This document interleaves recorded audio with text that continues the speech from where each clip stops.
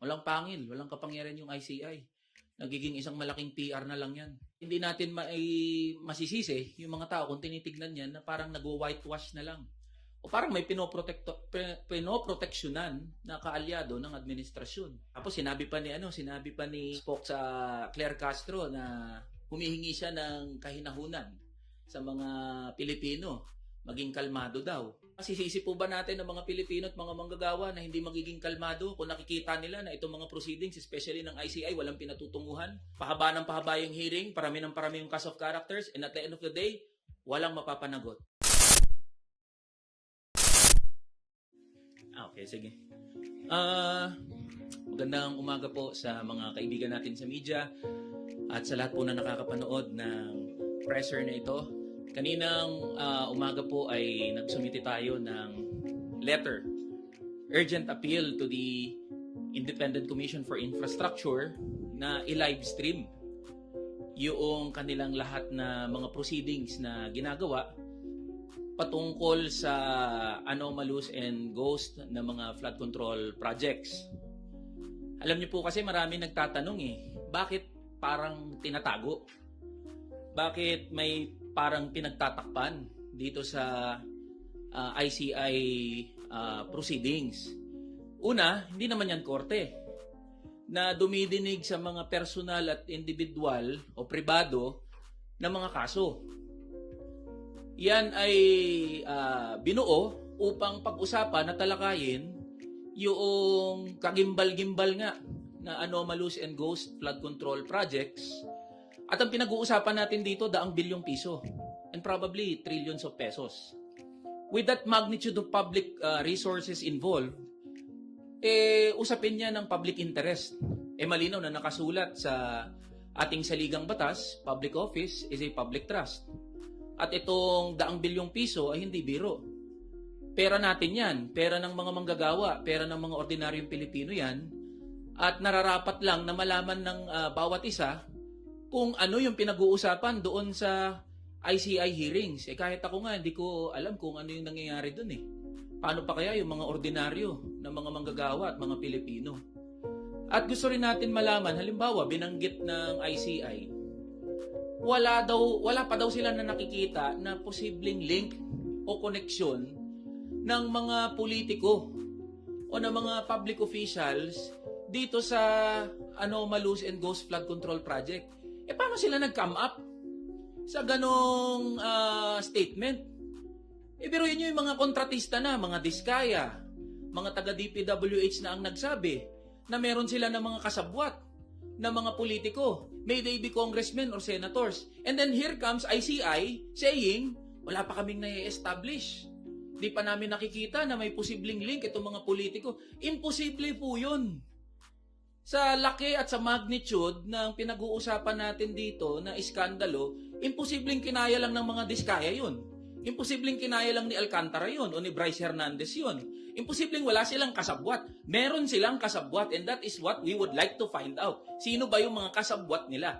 Pero nangyayari, we are left sa We are left blindsided. Di natin alam anong pinag-uusapan doon. Second, walang mai-connect ang ICI na possible na public official. Zaldico, say for example, he was the APRO chair sa last Congress. Siya ang arkitekto noong pambansang budget na pinagmulan nitong mga iskandalo na pinag-uusapan natin ngayon. Hindi may connect ng ICI yun. And take note, under oath yung sinasabi ng mga kontratista at ng lahat ng sangkot dito sa anomalous and ghost flood control project. Second, sunod dyan, halimbawa, usapin na the possibility of former Speaker Martin Romualdez as state witness. Paano nag-come up doon? Diba? Ano ba pinag-uusapan? Ano yung mga tinatanong doon sa ICI hearings? We would like to find out.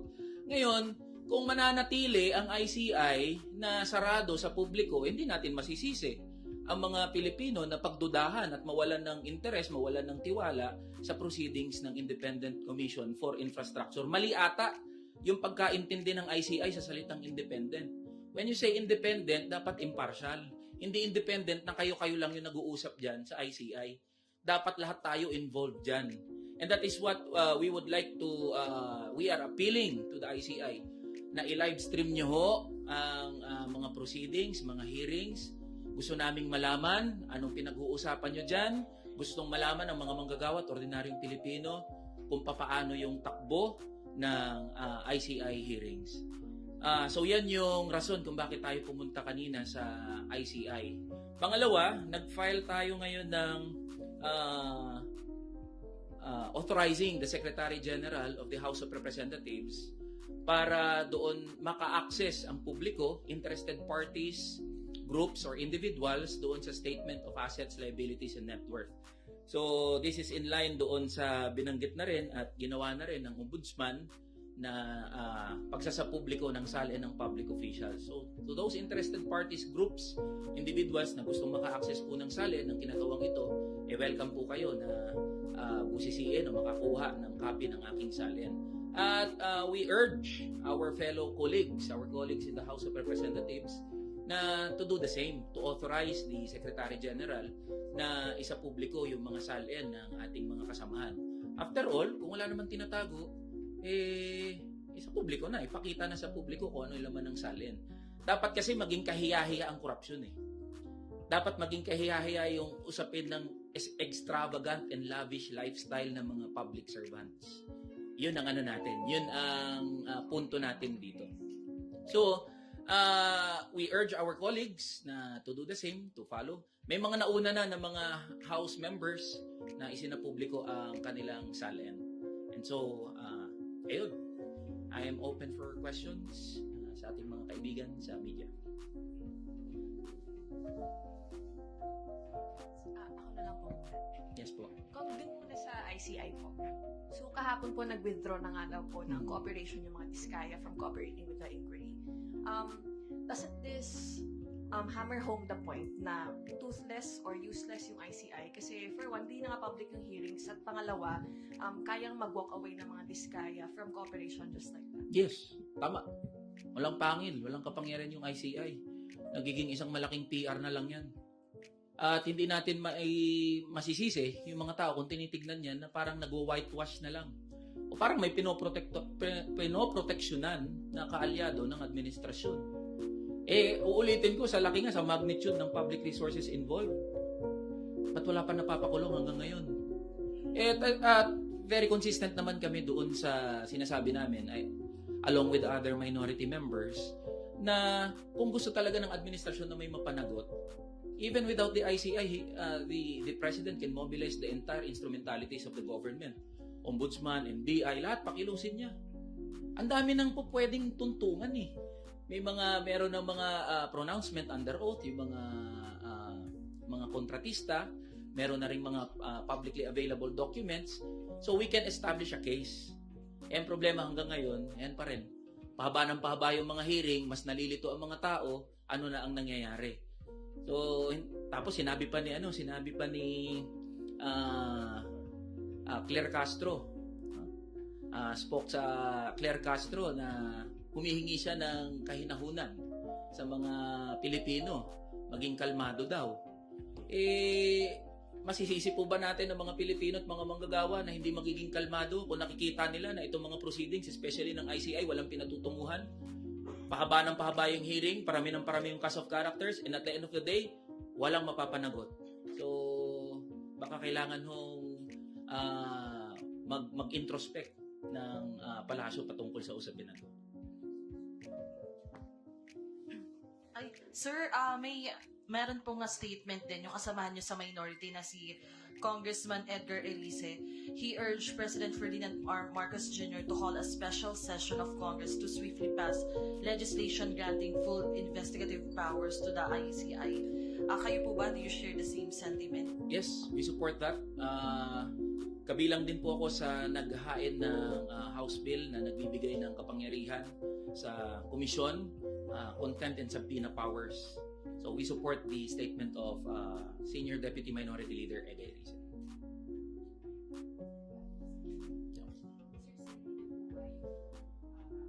Sa tingin niyo po, yun pong pag-refuse ng mag-asawang Diskayas na makipag-cooperate sa ICI, mahihikayat din yung ibang witnesses at saka yung iba pa pong mga ipapasabina na tumanggi rin makipag-cooperate sa ICI dahil wala nga pong sapat na kapangyarihan yung ICI. Yes, tama yun. Nagsisend yan ng mensahe doon sa mga sangkot dito sa anomalous and ghost flood control projects na kahit ipatawag sila ng ICI, pwede naman silang tumanggi. So wala nga kapangyarihan, inutil ang ICI. At hindi ko masisisi ang mga manggagawa at ordinaryong Pilipino, and that is my belief, na parang walang kwenta, walang silbi na itong ICI. Hanggat walang nakukulong, hanggat walang napapanagot, even contempt powers, ano na lang yan, lokohan na lang yan. Yan nangyayari dyan sa ICI. Again, that is our challenge to ICI. I-livestream nyo kung wala kayong tinatago, i-livestream nyo yan. Hindi sapat na sasabihin yung nakatape, hindi sapat na every hearing, lalabas na lang yung executive director at magre-report anong inabot ng ICI proceedings. And my last message is sa mga kamanggagawa natin, mga ordinaryong Pilipino, kung kayo po ay galit, kung kayo po ay talagang naiinis sa mga nangyayari, yan po, pwedeng mag-ingay, mga lampag, mismo sa harap ng ICI. Kalampagin natin hanggang magising yung mga miyembro ng ICI. Huwag po natin hayaan na makalimutan na lang itong issue na to. We encourage and we support lahat ng pagkilos ng mga manggagawa at ordinaryong Pilipino, kahit anong grupo, kahit anong kulay. This representation is encouraging mass protests patungkol dito sa korupsyon at issue ng anomalous and ghost flood control project. With that, maraming salamat po sa mga kaibigan natin sa media.